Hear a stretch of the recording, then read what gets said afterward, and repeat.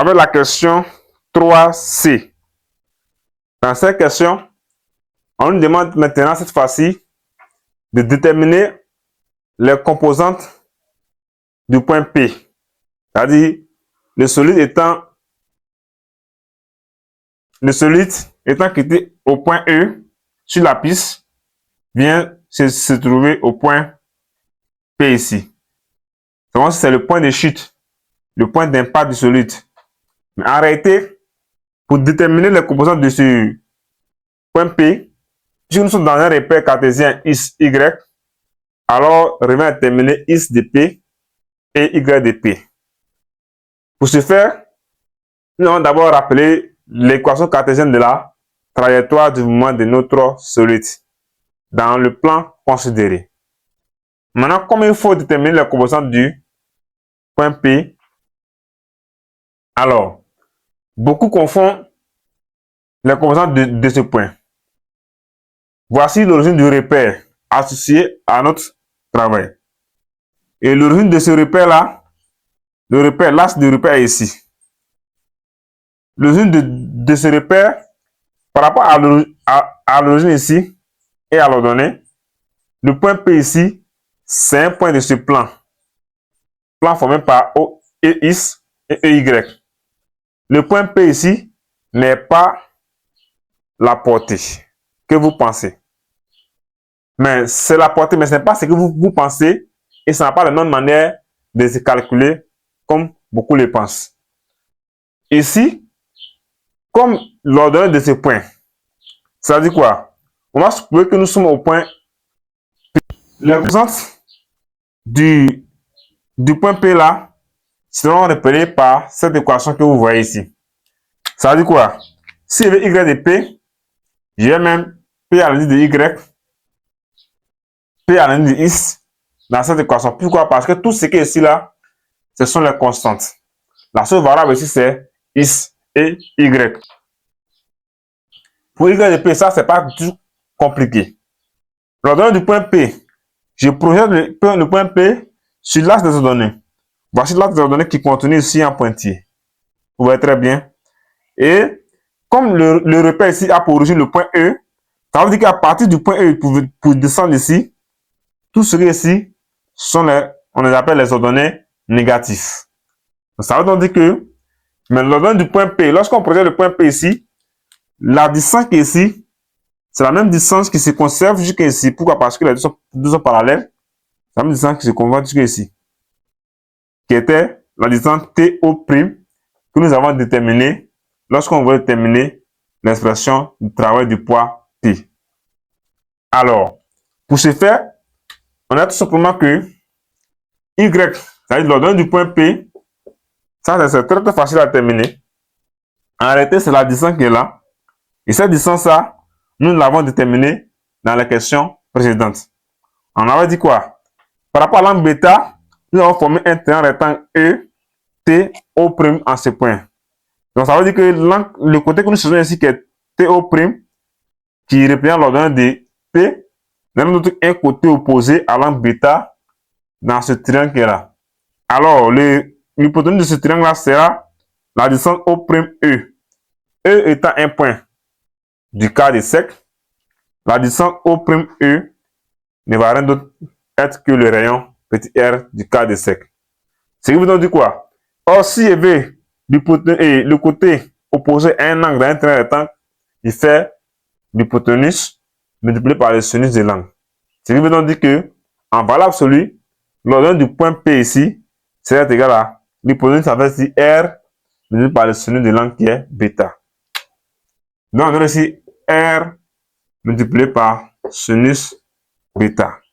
Maintenant, comme c'est une composante que nous cherchons, on voit très bien que j'ai dit quoi tout à l'heure, que cette partie de la portion-là, par rapport au centre direct du repère, c'est sur le côté des ordonnées négatifs.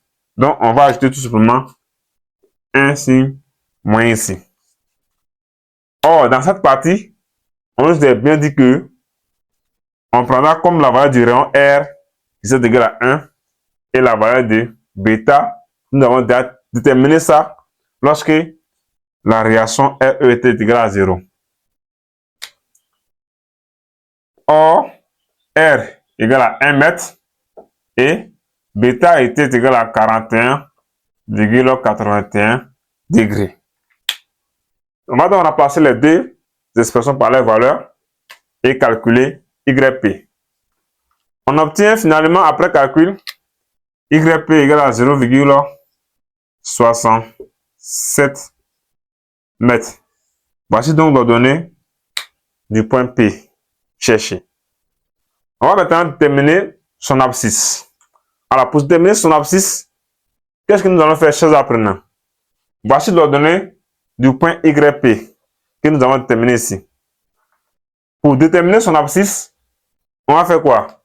On va venir dans l'expression de l'équation cartésienne de la trajectoire. On dira tout simplement quoi? Au point P,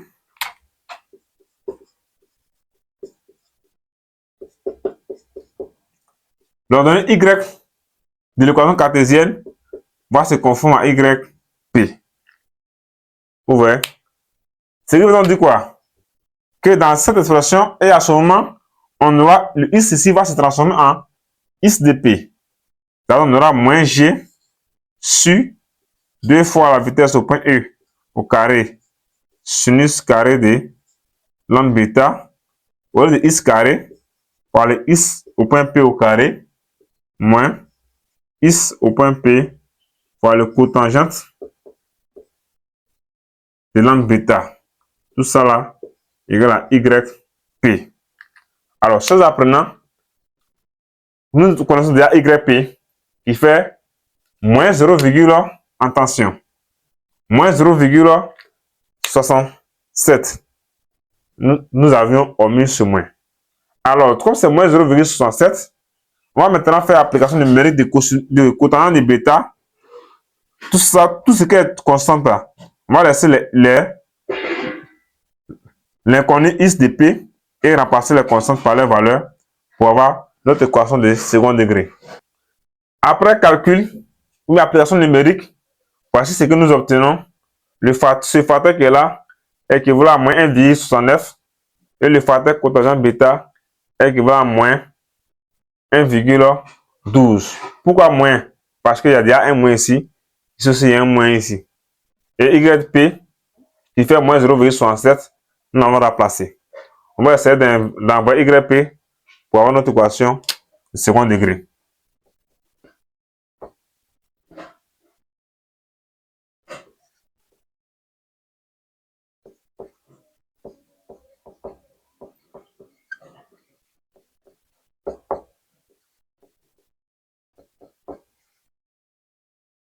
Alors, voici donc notre équation du second degré. Alors, pour ce faire, on va essayer de multiplier toute l'équation par un signe moins. Rien ne va changer. Au lieu de plus ici, on aura moins ici. Et tout ce qui est négatif ici va donner positif. Voici donc notre équation de second degré. Lorsque nous avons une équation de second degré, pour résoudre, qu'est-ce qu'on fait? On cherche d'abord à calculer le discriminant.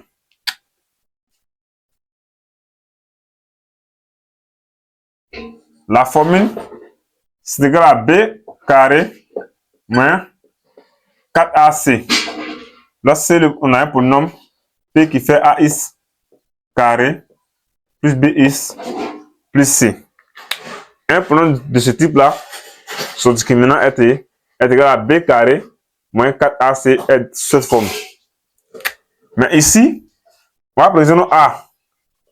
Ici, notre A égale à combien? C'est le quotient qui multiplie mon nombre de degré 2. C'est le XP carré.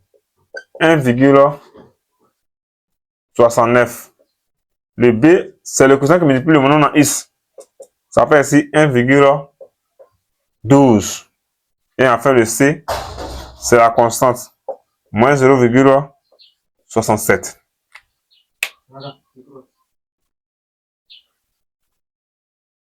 Après application numérique, on obtient que le déterminant est égal à 5,716 qui est supérieur à 0. Ça veut dire que notre équation du second degré ici dans R admet deux solutions.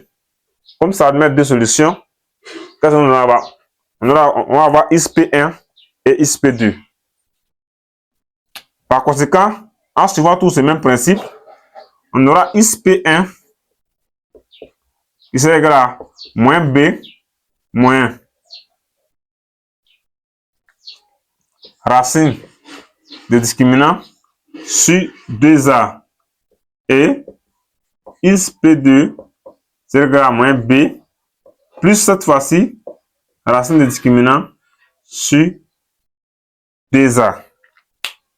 Alors, connaissant les A, les B et la valeur de discriminant qui sont déjà identifiés, on aura tout simplement quoi? Comme valeur de XP1 et XP2.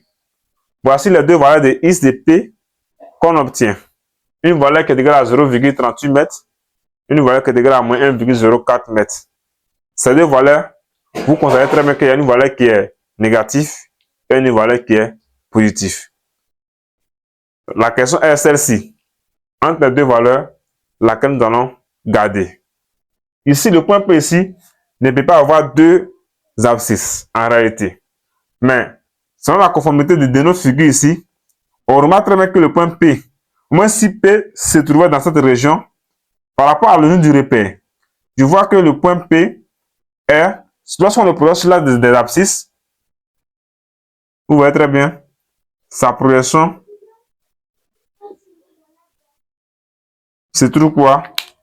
Dans la région des X positifs et non dans la région des X négatifs. Donc, ce qui veut dire que XP ne veut pas être une valeur négative. Par conséquent, la valeur négative serait donc rejetée. Finalement, si l'abscisse du point P égale à XP1, là, il fait 0,38 m. Voyez donc l'abscisse du point P. Une fois que nous avons trouvé maintenant l'abscisse du point P, connaissant l'ordonnée du point P, alors ces apprenants, on déduit alors les coordonnées du point P. Mais cette fois-ci, sans les unités. Donc, on aura ici le point P. Il y aura le point de coordonnées. L'abscisse vient d'abord qui fait 0,38. Point virgule. L'ordonnée c'est moins 0,67. Voici tout simplement l'ordonnée de notre point P. Alors, chers apprenants, si tu as suivi cette vidéo, alors le début, si tu as bien remarqué très bien, tu as remarqué que la vidéo a été coupée. Donc, si tu veux le début de la vidéo, tu n'as qu'à faire que à taper sur la chaîne études du moment dans le champ G avec prof Zamblé. Et ça va sortir. Tu auras très bien le temps de suivre encore la première partie de la vidéo et encore venir maintenant achever avec la dernière partie pour pouvoir mieux comprendre, mieux assimiler